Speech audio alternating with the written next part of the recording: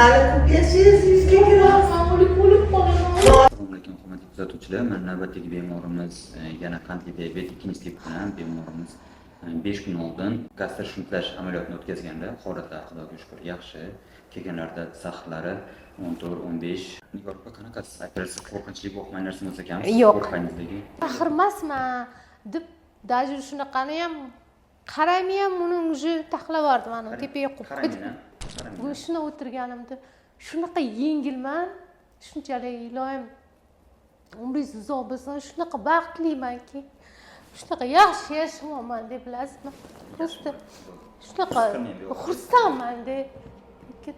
Lekin men bunaqa bo'laman deb bo'lib qolaman.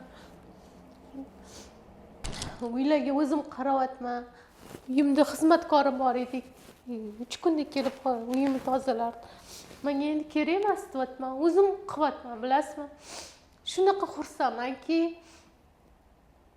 shunaqa yengil bo'lganimdan qanaqadir ichimdagi hayajonni sizga ta'riflab bera olmayman-da.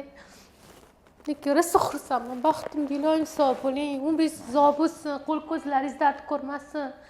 Iloyim oltin boshingiz omon bo'lsin. Iloyim hamisha ota-onangiz bo'lsalar, ota-onangiz rohatini ko'rsinlar. Ota-onangizga rahmat, sizga yaxshi farzandni tarbiya qilganlari uchun. Men bittadan mani butun niyatlarim, duolarim hammasi amalga oshadi. Iloyim baxtimga hamisha sog' bo'ling.